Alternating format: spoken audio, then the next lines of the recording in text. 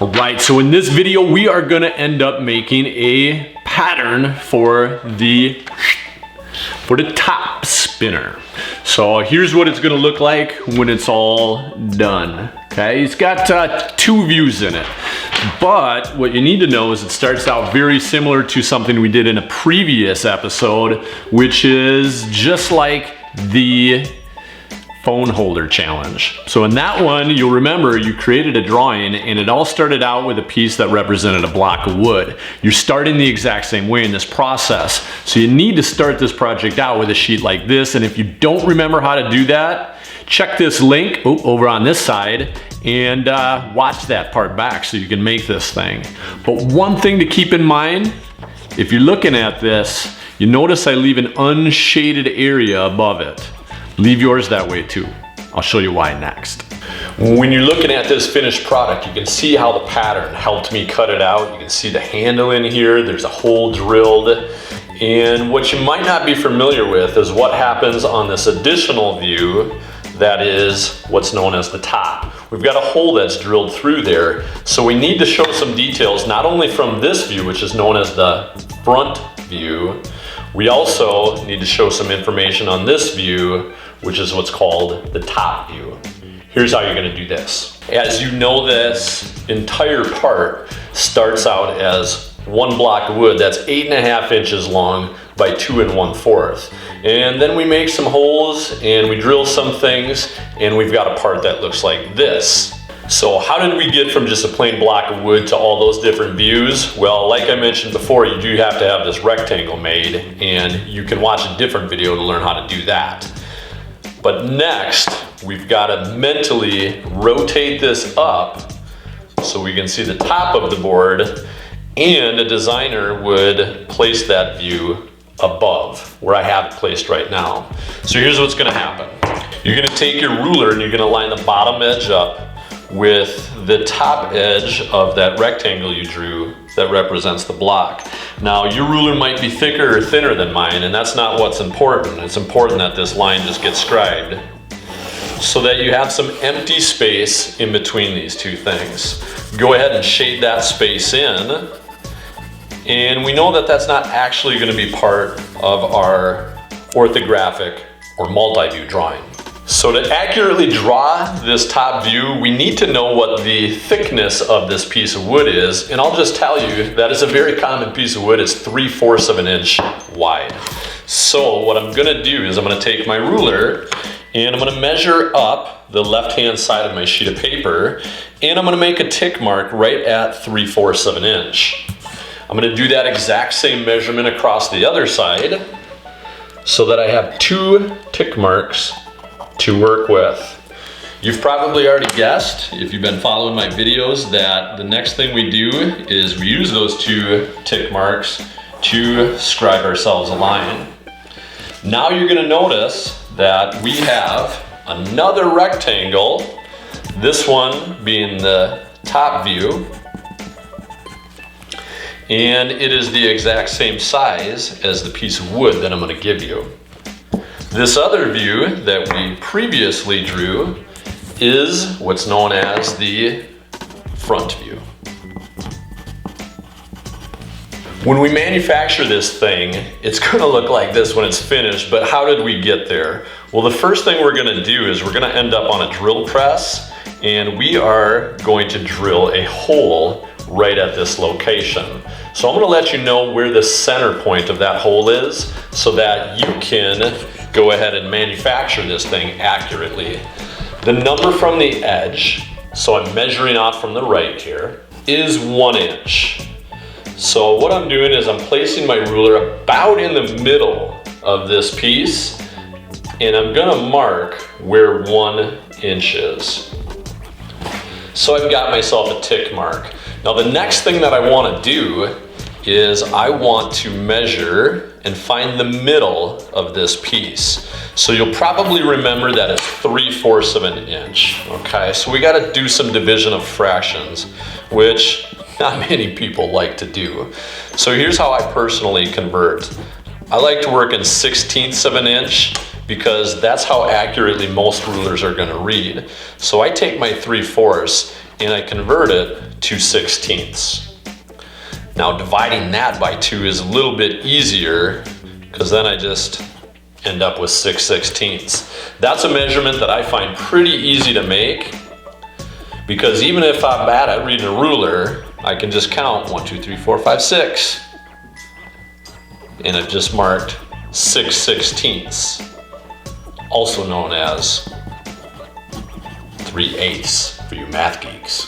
Now, I maybe should have done this in an earlier step, but you probably know that this top area is ending up, well, it's just extra paper. It's not going to be part of our finished project.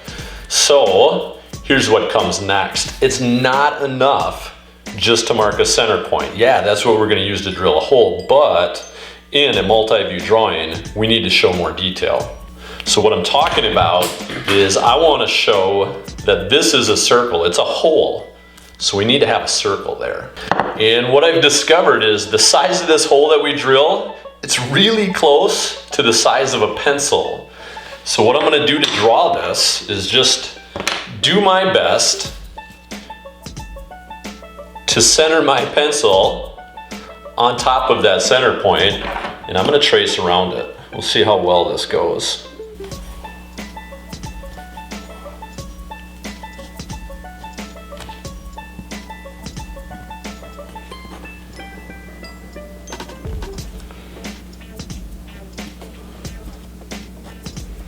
All right, here comes the big reveal.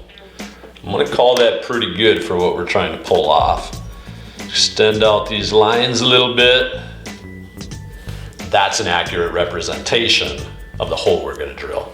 Now this is a big old hole that gets drilled all the way through 2 1/4 inches of wood. So it's going to be pretty helpful to know where is that thing in this view. So it goes all the way through, but where is it in relation to all the other stuff? This is where the projection part comes in. So what we're going to do is we're going to take this line and project it all the way down through this view. Here's how you're going to do that. You're going to take your handy dandy ruler and you're going to mark a tick mark down here at 1 inch. And that's going to allow you to take this point and you're going to connect it all the way down into this space. Now the line's going to look a little different. We're going to have a slash right in the middle, and then we're going to have a tail and a tail. So it looks like this. Little dash, tail, tail. Then I'm going to go to the edges of the circle, and while there's a precise way to do this, I'm just going to try to scribe this line so it's parallel to this line. And this one's going to be known as a hidden line, which means a lot of dashes. You're going to do the exact same thing for the other tangent of this circle. And like I said, do your best to make this parallel to your center point line.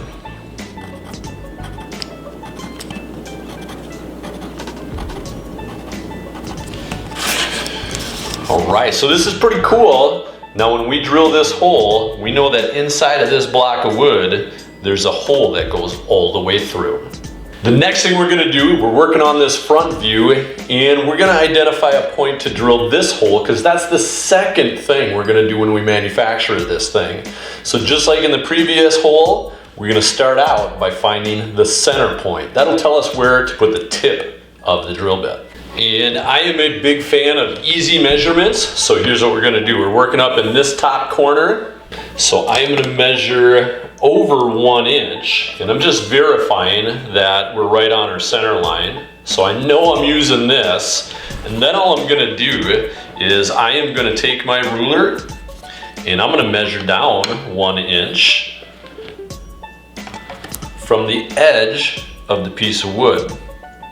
There's my mark. Carry that across, and I've got myself a center point right here for that big hole.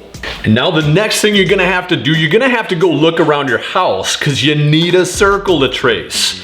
And the size of the circle, this guy right here, It's about 1 1/4 inch. So take your ruler, start walking around your house and look for something that's a cylinder with a diameter of about 1 1/4 inches. Now, what I ended up finding was a bottle of Jack and Dad's Premium Blend Beard Oil. Was that another shameless plug? Yeah, I think it was. The link is down below in the description. So just like in the previous example, you're gonna take that cylinder and you're gonna try your best to place it right on top of that center point.